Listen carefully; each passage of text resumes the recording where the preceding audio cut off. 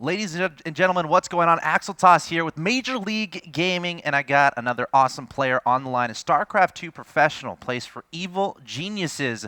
None other than Jeff Incontrol Robinson, currently in California right now, hanging out. What's going on, man? Not a whole lot. Thanks for having me on. Yeah, no problem. I just wanted to say before we get too far along, really cool stuff in the new tournament you got going on. It was SC2L. The Yes. name always gets me. Okay, I got it right that time. But really cool seeing that, and that's actually where I kind of wanted to start off. Sure. How did this tournament kind of start? What was this kind of an idea from you, and how did you decide what role you wanted to play in the tournament? Well, Alex Garfield, the owner of EG, has been running the Masters Cup through EG for a while now, which is just kind of our tournament, a team league that we ran from our studio in Arizona a while ago. But that wasn't really enough for him. He kind of wanted to grow it into something a little bit bigger. He wanted to involve the teams on a almost even a financial level, just have them involved. And he wanted his vision is something like an NFL league, something where it grows to a place where that's where a lot of the competition is focused, and that's where the teams really get involved. He sees it through the team aspect. So it was his vision, it was his idea, and then of course he knew that I was transitioning from a player more to a commentator and a host. And even if I wasn't necessarily doing that, I've always liked casting, so he kind of had an in-house guy for that. So the pieces were there, the game was set, and he went ahead and launched it.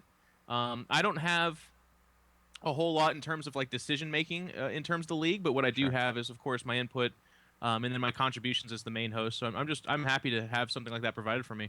Yeah, it's really cool. I've reading through the thread, seeing you actually interact with the community a lot, and you open to answer questions. I don't think there's enough of that.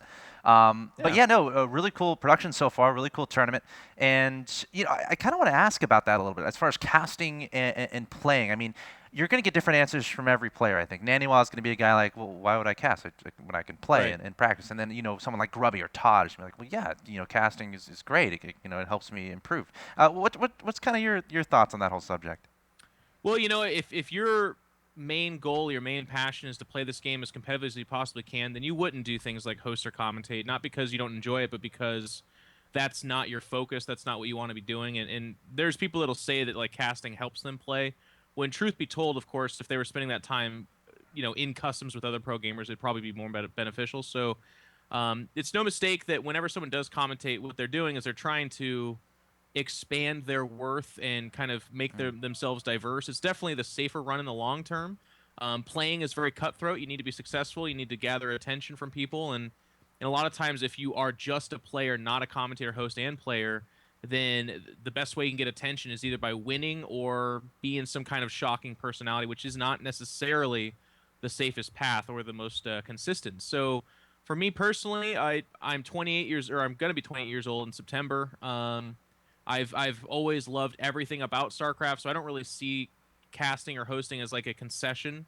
I love competing, but I also love public speaking and having an audience and being on a stage. So while my results dipped and my responsibilities grew, now being a married man, again pushing 28, it became pretty reasonable for me to accept the fact that I need to move on to something more stable and consistent. So that's when I started making the transition. Awesome. In your mind, is there like a set date where it's like, all right, I got to make a decision, or is it one of those things where it's like, I'm gonna play as long as I can and take the tournaments as they come? I would say the date's already kind of coming past. Like if a tournament offers for me to commentate, I will take that or host. If they don't offer for me to do those things, then the third step, if you will, would be to go to EG and see if they want to send me to that tournament. And usually they do. That's kind of the nice thing about this is I would have to say when you ask that question, it's nice because I have options. EG supports me so wonderfully that I could be a player, I could be a commentator, I could be a host. They're just kind of happy to have me, and they've communicated as much. So I don't really feel pressured. I don't feel confined or stressed. And as such, that means I'm living the dream job and choosing what's best for me. And I think if you could ever put yourself in that situation, you definitely should. Oh, well, that's a really cool mentality to have, and I just want to say great job. Every time I Thank see you you. in those tournaments, you do a great job. Really fun to watch, really good for the community to have you up there. Speaking of moving on, you recently moved over to California from Mhm. Phoenix, from the EG house. Can you talk a little bit about that and how that move has been for you? For me personally, it's been Really, really awesome. I've heard the cliche, but I'm learning a happy wife is a happy home. Something like that. I might be making that up, but it's something along those lines. And it's not that Anna didn't like Arizona or like living with our teammates, but that's not really conducive for one girl, eight guys, 120-degree weather, away from friends and family. Like it was sustainable for a while. We were there for 2 years, but definitely towards the end, it was becoming more and more apparent that she in particular was in need of some flourishing, and I think that the Bay Area really provides that. So that was a nice byproduct. I won't even say that's the driving force because it wasn't. The driving force was that with Sir Scoot stepping down and outside of EG, there was no real anchor or reason we were in Phoenix because of his studio now becoming, his own personal space as opposed to the company's space. So that meant that we would probably relocate to where most of our management is, which is in San Francisco. And now we have an office space that we travel to go create our content like the SC2L. But then again, like I said, a byproduct is a happier wife, which makes me happier. And I got to say, like having lived in Seattle, this weather's much more up my alley. It's very cool. Obviously, it's more sunny here, and I Sure. can see why Californians kind of are prideful of their weather because they're like, because this is actually the best weather I've ever experienced. So I'm really happy with it. I mean, it's 100 degrees in New York City right now. I'll tell you that Uh, much. It and like it's got humidity too. I don't like nah. And we're completely on the same page because you're in Phoenix and I grew up in Texas, right? Where it's Yeah. like I can't function if it's 100 degrees outside. I just Yeah. can't. And then AC, however, it's going to cost a lot of money I could be using using on other stuff.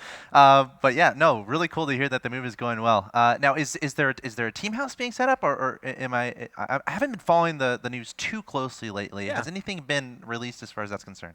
Yeah, it hasn't been released. I think it's been out there though, and if not, then I guess this is me bursting the bubble or something like that. But we've signed a lease on a nice house.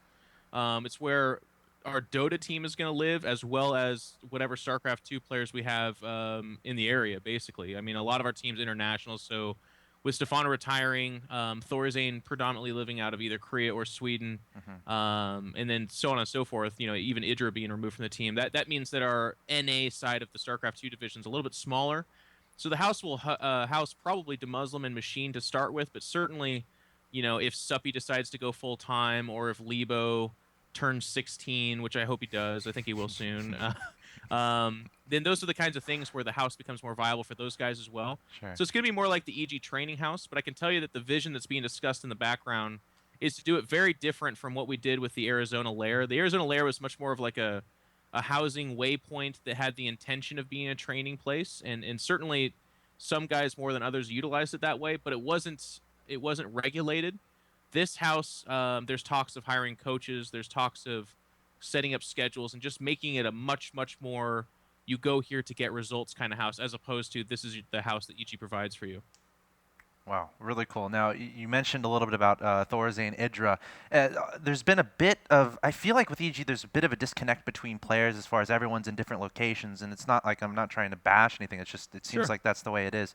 How does that affect the team mentality? I mean, I'm assuming you're not necessarily near any of your other teammates right now. I'm assuming you're in your own place with Anna. How does that really impact the team atmosphere?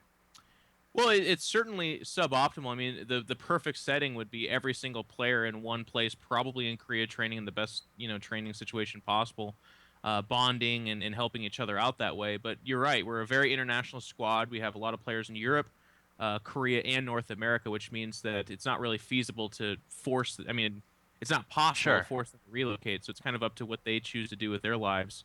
So it definitely provides some challenges. But the nice thing is that with most of our squad, they've been around for a while. I mean, our newest signings would be like the Koreans, and then Lebo and Suppy. But for the most part, our guys have been around for a while. So we're really friendly with Thorzane. We do inside the game together. Even like here, it's just me and Greg from the original EG guys that moved over here, and I still hang out with Greg on a pretty regular basis. So if you can, we do, and if you can't, then we pretty much just talk online all the time because we have online communication. Sure. I think we're all thankful for that ability Yeah. as well. Considering the current state of SE2 esports in general being so completely global. Cool, awesome. So, moving forward, do you have any goals, future plans, any more announcements you want to announce? As far as goals, it's kind of it's almost akin to what I was talking about earlier when I said that it's nice living almost a stress-free life. I'm not a competitor first, so it's not like my goal this year is to hit top 16 of a tournament, and if I don't, it's a failure. Hmm. Every time I enter a tournament, I want to give my best effort possible.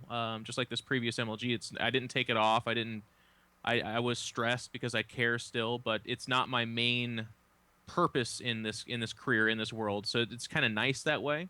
But moving forward for me, I guess goal wise, I want to be the best at everything that I'm doing. Like in the SC2L, I'm not used to commentating over Skype with someone that's not sitting next to me, and Yeah. the league has its own hitches and dips in it that need to be fixed. So that's kind of where my stress is. That's where my focus is.